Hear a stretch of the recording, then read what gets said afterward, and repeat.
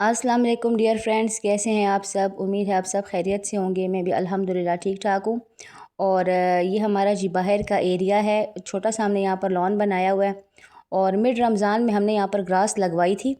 और उसने कहा था 4 महीने तक ना आपने माली को नहीं बुलाना, ताकि ये घास अच्छी तरीके से मतलब ज़बरदस्त ग्रो कर जाए। और अल्हम्दुलिल्लाह बहुत ही प्यारी ग्रो हो गई है, बहुत ही प्यारा इसका कलर है। तो इंशाल्लाह अब माली को बुला रहे हैं, लेकिन ईद के जैसे माली भी इधर उधर गया हुआ है। तो इंशाल्लाह जब आएगा तो अच्छी तरह पौधे क्यारियाँ वगैरह बनाएगा। वैसे भी सावन के मौसम में ना काफ़ी पौधे वगैरह भी लग जाते हैं। यहाँ पर हमने रगड़ाई वगैरह कराई, क्योंकि यहाँ पर मार्बल लगा हुआ है। और हम जब आए थे ना तो बहुत जल्दी में आ गए थे यहाँ पर। और हम बस चाहते थे कि जल्द अज जल्द अपने घर में चले जाएं। तो ये बाहर के कुछ काम रह गए थे, तो हमने कहा चलो बाहर के कामों से हमारा कुछ फ़र्क नहीं पड़ता, क्योंकि हम तो अंदर ही होते हैं, ज़ाहिर बात है। तो ये काम फिर हमने अभी करवा लिया। बस ये जो पिलर्स हैं ना, तो उन पर टाइल्स लगनी रह गई हैं, 2-3 पिलर्स हैं। तो बस अल्हम्दुलिल्लाह ये भी हो जाएगा, तो फिर हमारा सारा काम जो है तो कंप्लीट हो जाएगा। जो आपको पिलर्स नज़र आ रहे हैं ना पोर्च के, तो बस इस ये काम थोड़ा सा रह गया, फिर इंशाल्लाह ये भी हो जाएगा। सुबह सुबह मैं पौधों को पानी देती हूँ। बस फिर मैं अंदर आ गई थी और ज़रा वैक्यूम वगैरह लगा रही थी गालिनों पर से। वो बेचारी हेल्पर तो झाड़ू लगाने की कोशिश करती है, लेकिन मैं उसको कहती हूँ बस वैक्यूम अच्छा है, वैक्यूम मारेंगे, क्योंकि झाड़ू से फिर इधर उधर डस्ट जाती है। और ये जो फर्नीचर है इसमें इतनी ज़्यादा डिज़ाइंस है ना, तो उसमें डस्ट फंस जाती है। तो मैं चाहती हूँ कि चलो बस तुम ना मारो, उसके लिए भी आसानी हो जाती है। और बस मेरी भी थोड़ी सेटिस्फेक्शन हो जाती है, क्योंकि वैक्यूम इतना अच्छा जो है ना डस्ट वो सक कर लेता है कि जो कि मेरे ख़्याल में झाड़ू से नहीं हो सकता। तो बस ये मैं काम वगैरह ईद की तैयारी वगैरह कर रही थी। और बड़ी ईद पर तो ये होता है कि गोश्त वगैरह की सारी कहानी होती है, लेकिन फिर भी घर हमेशा तो सेट रखना ही पड़ता है, कोई ना कोई आ ही जाता है, ज़ाहिर सी बात है। तो बस ये सारी कहानी भी चल गई थी। और डस्टिंग वगैरह और सब काम हो गए थे। बस ये कि हेल्पर को अल्हम्दुलिल्लाह मेरी हेल्पर अच्छी है, उसको समझाया हुआ है मैंने।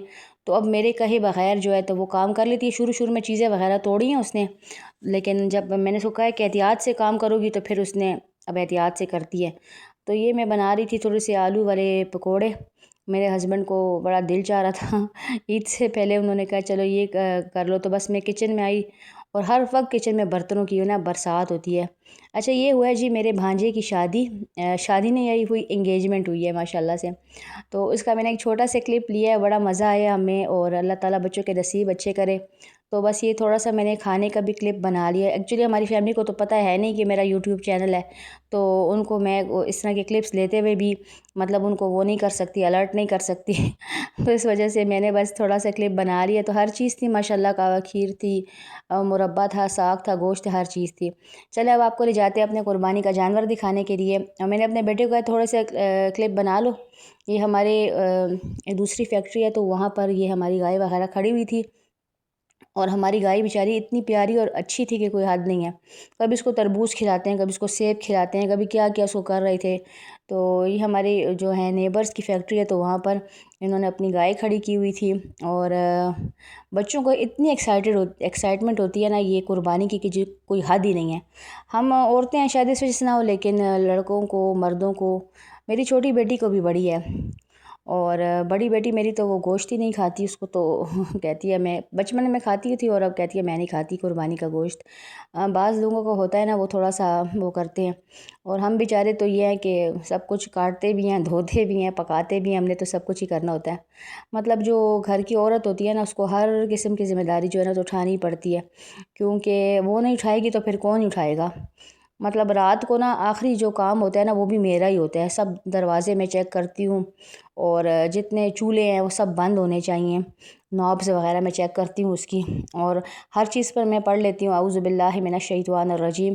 तो उस तरह कहते हैं ये पढ़ लो तो जो है तो शैतान जो है वो घर के अंदर नहीं आता। तो आप भी जब दरवाज़े बंद किया करें तो औज़ु बिल्लाहि मिनश शैतानिर रजीम पढ़ के बंद किया करें। इंशाअल्लाह ताला आपका घर जो है तो महफूज़ रहेगा। फिर आयतुल कुर्सी वगैरह तो पढ़ते हैं।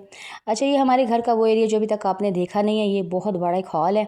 और यहाँ पर अभी तक हमने सेटिंग भी कोई नहीं की, और यहीं पर हमने कुर्बानी का गोश्त काटा था, क्योंकि इसके पीछे अलग से वॉशरूम्स और किचन वगैरह भी है।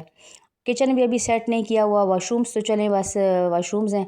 तो ये गोश्त बाहर से ला कर दे रहे थे। ये मैंने चटाई सी थी, इसको मैंने उल्टा बिछाया था। मैंने कहा चलो ये जो है तो गंदी ना हो, ये पिकनिक के लिए हमने रखी हुई थी।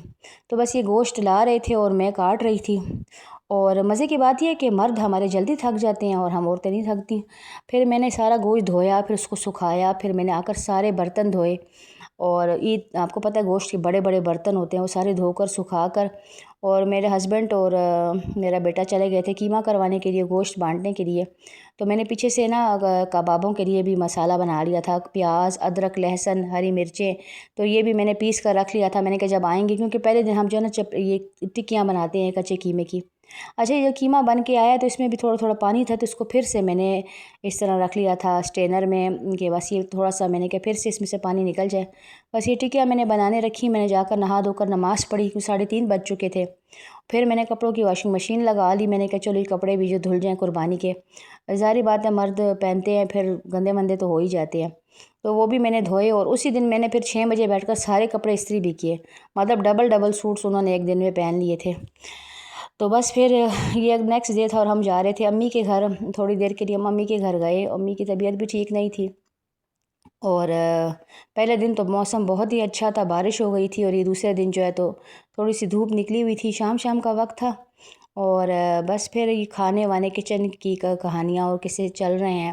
ظاہری بات اب گوشت والی عید ہے تو گوشت والی عید پر گوشت والی کھانے وانے پکنے سٹارٹ ہو چکے ہیں، اور پتہ نہیں کیا کیا بن رہا تھا۔ یہ میں لسی بنا رہی تھی، کوشش کرتی ہوں بچوں کو لسی بنا کر دوں، کیونکہ گرمی بہت زیادہ ہے، اور یہ لسی اپنے بچوں کو بنا کر دیا کریں، کیونکہ یرکان وغیرہ سے بچے بچ جاتے ہیں، کیونکہ آج کل یرکان جو ہے نا بہت پھیل رہا ہے۔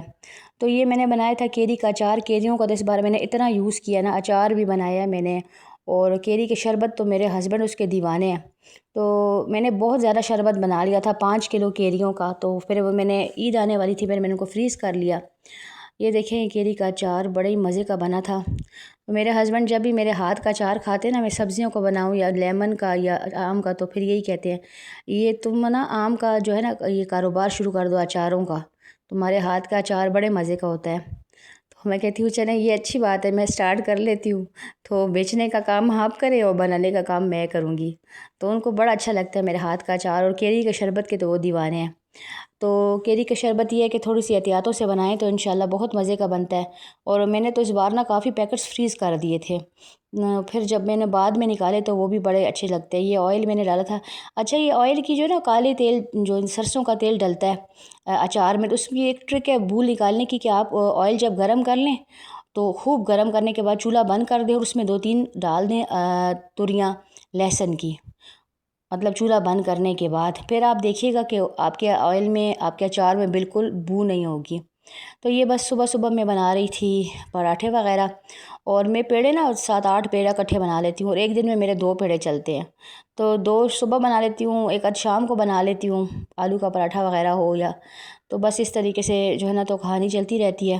اور یہ میں نے اچار گوشت بنایا تھا پچھلے دن، تو صبح ناشتے میں میرے بیٹے کو سالن بڑے اچھے لگتے ہیں، ہمارے گھر میں کوئی نہیں کھاتا سالن، صرف میرے بیٹے کے، وہ رات کا مطلب سالن ہو، رات کا تو نہیں، مطلب پچھلے دن کا گوشت یا کباب بنے ہوں اس قسم کے سالن، یا ساگ ہو یا پائے وغیرہ اس طرح کی چیز ہو، تو پھر وہ بڑے شوق سے وہ کھاتا ہے، اس کو بڑا اچھا لگتا ہے۔ تو یہ میں نے بنایا تھا پلاؤ، اور آج کل ہمارے گھر میں کوئی چاول نہیں کھاتا، جتنے بناتی ہوں نا وہ کھاتے ہی نہیں ہیں۔